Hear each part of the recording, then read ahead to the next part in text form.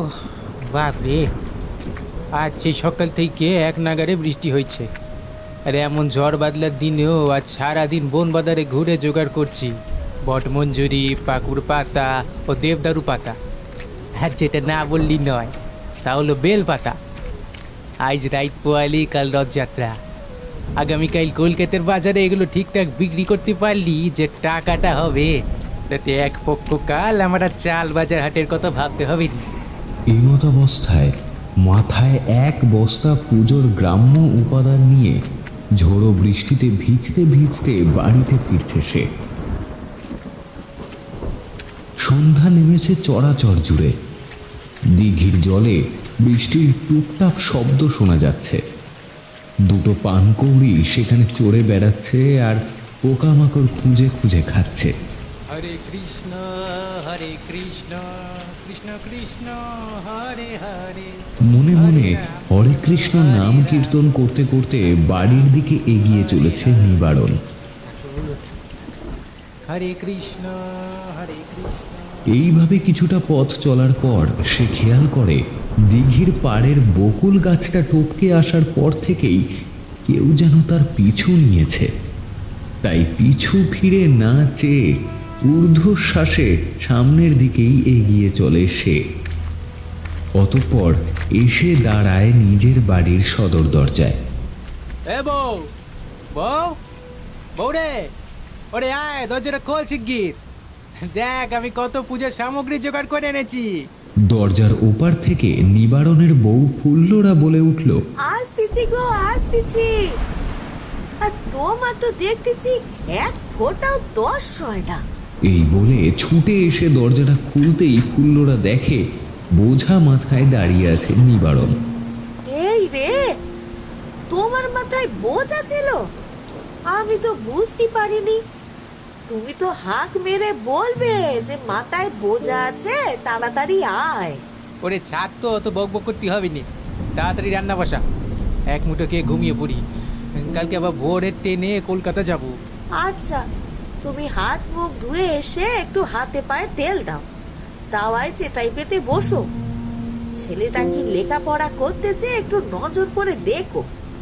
আমি তুলসী গোড়ায় প্রদীপটা দেখে নে আর রান্নাটা বসাবো। আচ্ছা, একটু তাড়াতাড়ি কর রে ননর মা। সারাদিন খুব দখল গেছে রে শরীরের ওপর থেকে। গরম ভাতে একটা কোয়া রসুন আমার পাতে দিস তো বউ, কাছে চিবিয়ে খেলে গার ব্যথাটা মরে যাবে। এতক্ষণে বাইরের আকাশটা একটু ধরেছে। সারাদিন অঝোরে বৃষ্টি ঝরার পর এখন একটু ক্ষান্ত হয়েছে। আর এদিকে স্ত্রীর সাথে কথাবার্তা আদান প্রদান হওয়ার পর নিবারণ হাত মুখ ধুতে পাশের পুকুর ঘাটে চলে যায়। ঘাটের পাশেই বড় বাঁশবাগান। বাঁশবাগানের মাথার উপর বৃষ্টি শেষে মেঘ মুক্ত আকাশে উজ্জ্বল গোল থালার মতো চাঁদ দেখা গেল। সেই চাঁদের আলো এসে পড়েছে পুকুর ঘাটের ঘোলাটে জলে। গ্রামের অনেক মানুষই মাঠে ঘাটে থেকে বাড়ি ফিরে এই পুকুরের জলে হাত মুখ ধুতে আসে। কিন্তু আজ পুকুর ঘাট পুরো ফাঁকা। হরিণ্যাপলা, ভুলো কিংবা উৎসবের মা আজ কাউকেই দেখতে পেল না নিবারণ।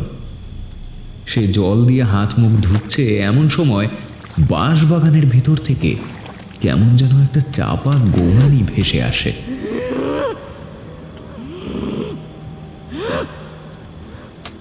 নিবারণের গাটা কেমন যেন শিউরে ওঠে এক অজানা ভয়ে। সহসা পুকুরের ওপর ঝুলে পড়া একটা বাঁশের উপর দিয়ে ঝপাং করে কি যেন একটা পড়ল পুকুরের জলে। তারপরে সেটা চারিদিকে জলের একটা ঢেউ তুলে কিনারায় এগিয়ে যায় ক্রমশ। এমন সময় ভুস করে কি যেন একটা পুকুরের মাঝখানে ভেসে উঠল। তারপরে ওটা ভেসে ভেসে এগিয়ে এলো পশ্চিম দিকের ঘাটে। সেখান থেকে গো সাপের মতো 4 হাত পা বেয়ে সেটা উঠে যেতে লাগলো পুকুর পাড়ের গাছের সবুজ অন্ধকারে। এতক্ষণ চাঁদের আলোয় স্পষ্ট এই ঘটনাটা নিজের চর্মচক্ষু দিয়ে প্রত্যক্ষ করল নিবারণ। কিন্তু এখনো পর্যন্ত ও বিভ্রমের মধ্যে রয়েছে যে ঠিক কি দেখলো। না, ওইটা তো গোসাপ নয়। মানুষের মতো মুন্ডু আছে, মানুষের মতো দুটো হাত আছে, আবার আবার দুটো পাও তো আছে। ওদিকে জল থেকে ওঠার সত্ত্বেও সেই মূর্তির সারা শরীরে কেমন যেন রক্ত লেপেছিল। গলার কাছে নলিটা পুরোপুরি কাটা, মাথা ঘাড়ের সাথে ঝুলছে। এসব দৃশ্য দেখে ভয়ে একটা হিম শীতল বরফের স্রোত নেমে গেল নিবারণের সারা শরীর বেয়ে। সে তাড়াহুড়ো করে ঘাট থেকে পালিয়ে ঘরের দাওয়ায় এসে ওঠে। আলো আধারির আকাশের দিকে চেয়ে মনে মনে ভাবছে, সন্ধ্যা থেকে যেন কোনো কিছু ঠিক নেই। কিন্তু কেন? এসব 7-5 ভাবতে বসেছে নিবারণ। এমন সময় তার ভাবনার ব্যাঘাত ঘটিয়ে তাদের ঘরের পোয়াতি ছাগলটা ডেকে উঠল। তারপর থেকে তার ডাক আর বন্ধই হচ্ছে না দেখে কেরোসিন লণ্ঠনটা নিয়ে ছাগল ঘরের দিকে এগিয়ে গিয়ে সে দেখল তাদের পোয়াতি ছাগলটার এবার ছানা হবে। নিবারণ আবার বউকে ডাকাডাকি শুরু করেছে। এ বউ, বউ, বউ রে, ওরে ছুটে আয়, দেখ ছাগলটা ছানা হচ্ছে। ধরতে হবে তো ছানাটা রে। ধর, বের কর, আয় তাড়াতাড়ি আয় রে। নিবারণের বউ রান্না করতে করতে ছুটে আসে। কই গো, দেখি ভগবান, নতুন দেওয়ালের ছানা, কি আনন্দটাই না হচ্ছে।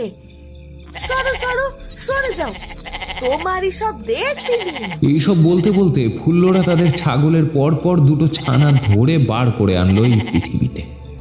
কিন্তু আশ্চর্য বিষয়, একটাও ছানা জ্যান্ত নয়।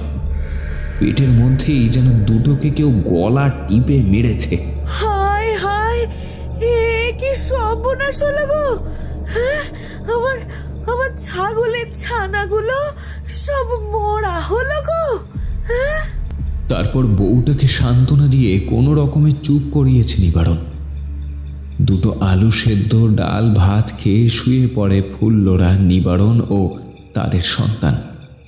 ভোরের ট্রেনে নিবারণ কলকাতায় যাবে, কিন্তু সন্ধ্যা থেকে তার সাথে যেসব ঘটনা ঘটছে সেসব চিন্তায় ঘুম আসছে না তার চোখে। এমন সময় তার কানে আসে একটা শব্দ, কেউ যেন গাছ নাড়াচ্ছে। সে বুঝতে পারে আওয়াজটা সম্ভবত জামরুল গাছের ওদিক থেকেই আসছে। ভয় ভিতরটা শুকিয়ে আসে তার। এ বউ রে, ওরে ওঠ না রে। ওই দেখ কি যেন একটা আওয়াজ শোনা যাচ্ছে না? হ্যাঁ, কি একটা আওয়াজ শোনা যায়। ঘুমিয়ে পড়ো, ভোরের বেলায় তো উঠে কলকাতায় যাবে। এখন এসব আওয়াজ টেয়াজে কান না দিয়ে ঘুমিয়ে পড়ো দেখি। ঘুম না এলেও বউয়ের কথা মতো দীর্ঘক্ষণ চোখের পাতা বন্ধ করে সে জেগে থাকে। এই রকম করতে করতে কিছুক্ষণ পর সে ঘুমিয়ে পড়ে। তারপর কতক্ষণ যে নিবারণ ঘুমিয়েছিল তা সে নিজেই ঠিক বুঝতে পারল না। সময় কত হলো জানা নেই। নিবারণ ধর্মর করে বিছানা ছেড়ে বলে, এই রে, যা সকাল হয়ে গেল রে। কলকাতায় যাবার প্রথম ট্রেনটা আর পাবো? যাই গিয়ে দেখি, না পেলে কি আর করা যাবে, পরের ট্রেনেই চলে যাব। এই বলে সে ফুল্লরাকে ডেকে বলে, এ বউ, আমি চললুম রে, দেরি হয়ে গেল অনেকটা। টুকা ওগো, শুনতেছ? হ্যাঁ বল। বলতেছি যে তুমি সাবধানে যেও। হ্যাঁ, আসি রে, আমি আসি। নিবারণ হাঁটা শুরু করেছে। এমন সময় বেশ কিছুটা দূরে পাড়ার মোড়ের শীতলা মন্দিরের দেওয়াল ঘড়িটার দিকে তাকিয়ে সে দেখল এখন সময় রাত 2:45। খানিকটা অবাক হয়ে নিবারণ মনে মনে বলে, ইস, বাড়ি থেকে বেরোবার সময় ঘড়িটা দেখলে ভালো হতো, কিন্তু আমার তো মনে হইল ভোর হইয়া গেছে। কি যে হচ্ছে কাল সন্ধ্যে থেকে, এত তাড়াতাড়ি গিয়ে কি স্টেশনে বসে থাকবো নাকি? আচ্ছা যাই, তাই করবো কোন, এতটা পথ হেঁটে এসে আবার বাড়ি ফিরে গিয়ে কোনো লাভ নেই। এই ভেবে নিবারণ আবারও হাঁটতে শুরু করে। সে এতক্ষণে ইটের পথ ছেড়ে নেমে পড়েছে দিঘির পাড়ের মোটা আল পথের মেঠো রাস্তায়। নিবারণ, এত রাতে এই পথ মারিয়েছিস কেন? ভয় করে না তোর? গাত তো মুটকে দিতেই পারে ভূত কিংবা চোর।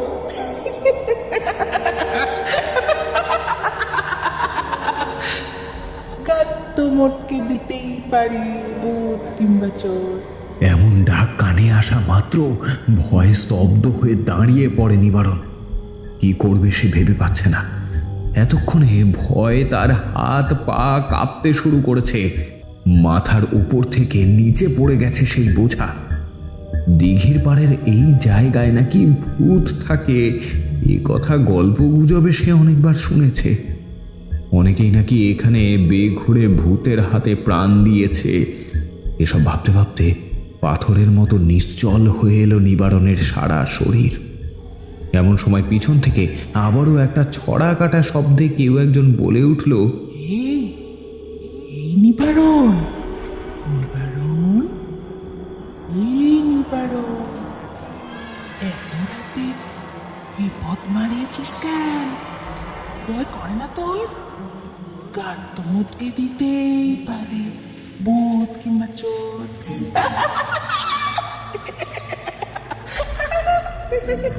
এবার পিছু ফিরতেই নিবারণ কিচ্ছু দেখতে পেল না।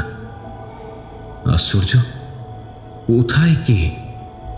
কিন্তু এবারে সে সামনে তাকালো এবং তৎক্ষণাৎ দেখল বকুল গাছের অন্ধকার থেকে তার সামনেই ঝুলে পড়েছে একটা শরীর, এবং সেই শরীরের সারাটা জায়গা জুড়ে রক্তের ছোপ।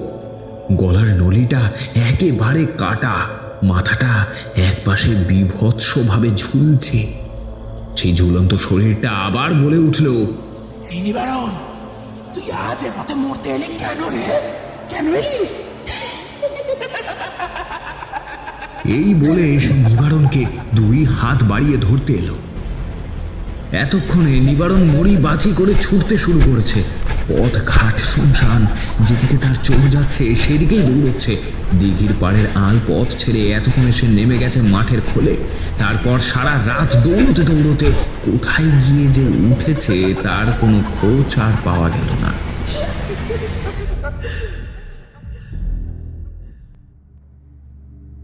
তবে এই ঘটনা কেন ঘটেছিল তারও একটা কারণ ততদিনে গ্রামে সকলের মুখে ঘুরছে।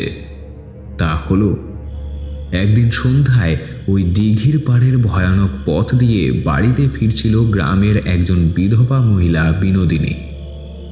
সে পাশের গ্রামের মোড়ল পাড়ার নিতাই মাস্টারের বাড়িতে সুদের টাকা ধার করে আনতে গিয়েছিল। তার সামনে মেয়ের বিয়ে। কন্যা দায়গ্রস্ত মায়ের ঘাড়ে মেয়ের বিয়ের দায়িত্ব। যে কোনো মূল্যে তাকে 100 জন বরযাত্রীর খোরাক, নগদ 10,000 টাকা বর পণ, সঙ্গে মেয়ের দুখান ও ছেলের একখান গয়না জোগাড় করতে হবে। তখনকার সময়ে ওই 10,000 টাকা বর্তমানের 1 লক্ষ টাকার সমান। অত টাকা জোগাড় করা বেশ কষ্টসাধ্য বিষয় ছিল। তাই বারবার অনুরোধ করার সত্ত্বেও যখন সুদখোর নিতাই মোড়ল তাকে টাকা দিতে রাজি হলো না, না না, এতগুলো টাকা তোমার মতো কচি বিধবাকে আমি দিয়ে দিতে পারবো না। যদি এ টাকা তুমি ফেরত না দাও তখন আমি কি করব? তাছাড়া টাকার বিনিময়ে তুমি কি কিছু বন্ধক রাখতে পারবে? তবেই আমি টাকা দেব। তখন শেষমেশ নিঃস্ব বিনোদিনী নিজেকে নিতাইয়ের কাছে বন্ধক রেখে নগদ 30,000 টাকা নিয়ে বাড়িতে ফিরে আসার জন্য রওনা হয় এবং তার ফেরার পথেই সন্ধ্যা নামে। দিঘির পাড়ের সেই গা ছমছমে অন্ধকারে এসে ভয় জড়সড় হয়ে কোনো রকমে ফেরে। চারিদিক থেকে থেকে থেকে শেয়ালের ডাক ভেসে আসছে। শোনা যাচ্ছে ঝিঝির তিনতিরি চিৎকার। এসব শুনতে শুনতে বিনোদিনীর মাথাটা কেমন যেন ঝিমঝিম করে উঠল। এতক্ষণে আকাশের নক্ষত্রময় রাতের ম্রিয়মান আলো ঢাকা পড়েছে সারি সারি মেঘপুঞ্জের অপ্রত্যাশিত আগমনে। এমন সময় হঠাৎ ঝাঁক ঝাঁক নিশাচর বাদুড়ের দল ডানা ঝাপটে উড়ে যাচ্ছে গায়ের পূর্ব দক্ষিণ কোণে। সেই একই মুহূর্তে পাশের ঝোপটায় অন্ধকারের সাথে মিশে থাকা দ্বিতীয় কোনো এক প্রাণের অনুভব করল বিনোদিনী। ভয়ে তার গাটা শিউরে উঠল এবং সঙ্গে সঙ্গে নিজের ভয়কে প্রশমিত করতে মনে করতে লাগলো নিজের মেয়ের কথা। কিছুদিন পরেই আমার মেয়ে নববধূ হবে। তখন লোকের বাড়িতে বাসন মাজা কাজ করে বাড়ি ফিরতে দেরি হলে আজ ছোটবেলার মতো অভিমান করে দরজার পাশে দাঁড়িয়ে থাকবে না, দুয়ার বাড়িয়ে আর আমাকে বলবে নে, মা আমাকে কোলে নাও। কারণ কিছুদিনের মধ্যেই সেই দু হাতে চেয়ে যাবে মেহেন্দির লাল রং। দুদিন পরে নজ্জানাঙা মেয়ের মতো শীতের সিঁদুর দেখে সবাই আনন্দিত হবে। শুধু এই বিনোদিনীর দুঃখটা সেদিন কেউ উপলব্ধি করবে না, কেউ না। এইসব ভাবতে ভাবতে বিনোদিনীর মনটা কেমন যেন অন্তঃস্থল থেকে কেঁদে উঠল। এতক্ষণে হাঁটতে হাঁটতে সে প্রায় শেষ করে ফেলেছে দিঘির পাড়ের দীর্ঘ মেঠো পথ। এমন সময় মনে হলো কেউ বা কারা ওর পিছু নিয়েছে। হঠাৎ ঝোপের ভেতর থেকে তিনজন গামছা বাঁধা মূর্তি বেরিয়ে আসে। নিঃশব্দে শিকারী বাঘের মতো দুইজন চেপে ধরল বিনোদিনীর মুখটা। আরেকজন একটা বিশাল ধারালো কাঠারি দিয়ে ৩৫-৪০ বছর বয়সী বিধবা মহিলাটির শরীরটাকে কয়েকবার কোপ বসিয়ে ফালা ফালা করে ফেলে। অতঃপর তারা বিনোদিনীর থলে থেকে বের করে আনলো নগদ ৩০,০০০ টাকা। নিস নে, নিস নে, নিস নে, নিয়ে যাস নে ওই টাকা। ওই টাকা যে আমি আমার শরীর বেচে নিয়ে এসেছি আমার মেয়ের বিয়ের জন্য, একমাত্র আমার মেয়ের বিয়ের জন্য। নিয়ে যাস নে, যাস নে নিয়ে। কিন্তু এই টাকাগুলোকে হাতাবে বলে তারা যেন বহু যুগ অপেক্ষা করেছিল এই আঁধারের সাগরে। ডুবে বসেছিল এই রকম একটা লোবাত্ম শিকারের আশায়। তারপর ওই শয়তানদের দল কাঁটারে নিয়ে চিড়ে দিল বিনোদিনীর নলি। সঙ্গে সঙ্গে গল গল করে রক্ত বেরিয়ে এসে বিনোদিনীর কাটা দেহটা আচারি বিচারি খেতে লাগলো। মৃত্যু যন্ত্রণায় কুকড়ে যাওয়া সেই দেহটার ছটফটানির মধ্যে দিয়ে মুখে গামছা বাঁধা আততায়ীর দল যেন একটা সুখ উদযাপন করতে লাগলো। ধীরে ধীরে নিস্তেজ হয়ে আসে রক্তাক্ত দেহটা। দিঘির পাড়ের ওই রাস্তায় রক্ত লালে মাখামাখি হয়ে পড়ে থাকে বিনোদিনীর মৃতদেহ। তারপর থেকে সে প্রেতাত্মা হয়ে ওই দিঘির পাড়েই থাকতো। রাতের বেলায় ও পথ যে মারাবে তার মরণ নিশ্চিত। তার মৃত্যুর জন্য দায়ী প্রত্যেককেই সে এক এক করে মেরে ফেলেছে। সেদিন রাত্রে বিনোদিনীর প্রেতাত্মা নিবারণের পিছনে ধাওয়া করেছিল বটে, কিন্তু তার দুর্বল হৃদয় দেখে তাকে আর মারেনি, বরং তার উপরে ভর করেছিল। পরদিন তাই দিঘির পাড়ের পাশের গ্রাম চাঁদপুরে নিবারণকে সবাই উদ্ভ্রান্ত পাগলের মতো ঘুরতে দেখেছিল। সারাদিন উদ্ভ্রান্ত পাগলের মতো ঘোরার পরে রাতের বেলায় সেই সুদখোর নিতাইয়ের বাড়িতে গিয়ে উপনীত হয়েছিল নিবারণ। সদর দরজাটা হাট করে খোলা দেখে বিনা অনুমতিতে ঘরের উঠোনে প্রবেশ করে ধমক দিয়ে বীভৎস ভয়ানক ও পৈশাচিক সুরে সে বলেছিল, কোথায় গেলি তুই? এই বলে দাওয়ার উপর উঠে পেতে রাখা একটা আরাম কেদারায় আরাম করে বসে নিবারণ। বাইরে বেরিয়ে আয়, আমার কথা তোর কানে যাচ্ছে না তাই? এর আগে মোড়ল নিতাইকে এইভাবে ধমক দিয়ে কেউ কথা বলেনি, তাই অন্দরমহল থেকে নিতাইবাবু সব ঔদ্ধত্যমূলক কথাবার্তায় বেশ রেগে গিয়ে দুনলা একটা বন্দুক হাতে করে নিয়ে বেরিয়ে আসেন। কে কে আমার বাড়িতে? এই কে রে তুই? এত রাতে আমার বাড়িতে কেন এসেছিস? সঙ্গে সঙ্গে বিভৎসভাবে হেসে উঠে ব্যঙ্গ করে নিবারণ বলে উঠল, আমার 30,000 টাকা, আমার 30,000 টাকা ফেরত দে নিতাই। কে কে নিয়েছে তোর 30,000 টাকা? তুই নিয়েছিস আমার টাকা, আমার টাকা তুই নিয়েছিস। সুদখোর নিতাই হো হো করে হেসে উঠে বলল, সন্ধে সন্ধে কোন পাগলের পাল্লায় পড়লাম রে বাবা? হঠাৎ নিবারণের চোখ মুখগুলো রাগে জল জলে হয়ে উঠেছে। দাঁত মুখ খিচিয়ে ছুটে এগিয়ে গিয়ে চেপে ধরেছে সুদখোর নিতাইয়ের গলাটা। এমনভাবে চেপে ধরেছে যে নিতাইয়ের হাত থেকে পড়ে গেছে দোনলা বন্দুক। সুদখোর নিতাই ছটকাতে ছটকাতে ডাক দেয়, মাচা, মাচা, ভজন, কই রে, কোথায় গেলি তুই? আকাশে তখন জীবন্ত চাঁদ সবেমাত্র যৌবন প্রাপ্তির পর জ্যোৎস্না ঢেলে দিচ্ছে চরাচরে। এমন সময় ধান বাঁধা জলাভূমি কোনো কিছুর তোয়াক্কা না করে গলায় দড়ি বেঁধে হিড় হিড় করে টানতে টানতে নিতাইকে নিয়ে আসছে নিবারণের মধ্যে ভর করা বিনোদিনীর সেই প্রেতাত্মা। এবারে নিবারণের শরীরের ভিতর হতে বিনোদিনীর প্রেত বলে, আমার শরীর, আমার সতীত্ব বন্ধক রেখে তার বিনিময়ে নগদ 30,000 টাকা বাক্স থেকে বের করে দিলি। হ্যাঁ, আবার আমার পিছনে গুঞ্জা লাগিয়ে আমাকে মেরে চিন্তাই করে সেই টাকা বাক্স বন্দি করেছিস। কত বড় শয়তান হলে এমন কাজ করা যায় না?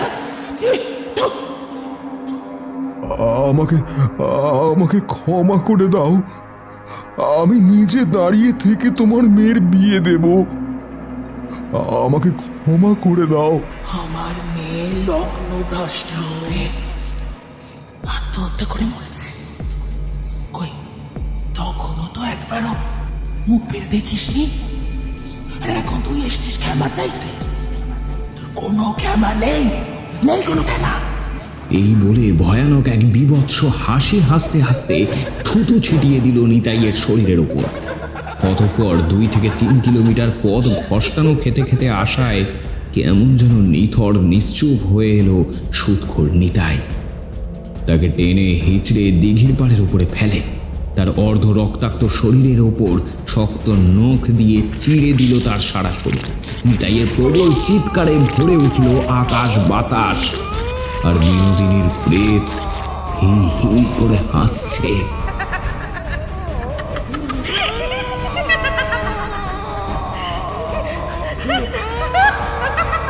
গল গল করে মোড়লের শরীর থেকে বেরিয়ে আসতে লাগলো রক্ত। পাশে দাঁড়িয়ে থাকা বকুল গাছের বুকটাও কেমন যেন কেঁপে ওঠে। অতঃপর নিবারণের ভিতর ভর করা বিনোদিনীর আত্মা নিতাইয়ের নিস্তেজ শরীরটার ওপর দাঁড়িয়ে মুন্ডু ধরে পাক দিয়ে মট করে ভেঙে ফেলল সুদখোর নিতাইয়ের ঘাড়। তারপর সেই মুন্ডুটা ধরে প্রবল জোরে হ্যাচকা টান মেরে সেটাকে উপড়ে নিয়ে ধড়বিহীন মুন্ডুটা ছুঁড়ে ফেলে দিল দিঘির জলে। তারপর নিবারণের মধ্যে ভর করা সেই প্রেতাত্মা নিতাইয়ের গলা থেকে বেরিয়ে আসা ছেঁড়া রক্তের নলিতে জিভ ঢুকিয়ে চুষে নিতে লাগলো টাটকা তাজা রক্ত। তারপর কড়কড়ে সুরে পৈশাচিক ভাবে নিবারণ বলে ওঠে, আকাশের চাঁদ এতক্ষণে পাড়ের গায়ে হাওয়া লাগিয়ে ভেসে গেছে পশ্চিমের দিকে। রাত গড়িয়ে প্রায় ভোর হয়ে এসেছে, কিন্তু কলকাতায় ব্যবসার জন্য এই রাস্তায় তো আর কাউকে দেখছি না। তবে কি তারা সব বুঝে গেল যে আমি এখানে থাকি?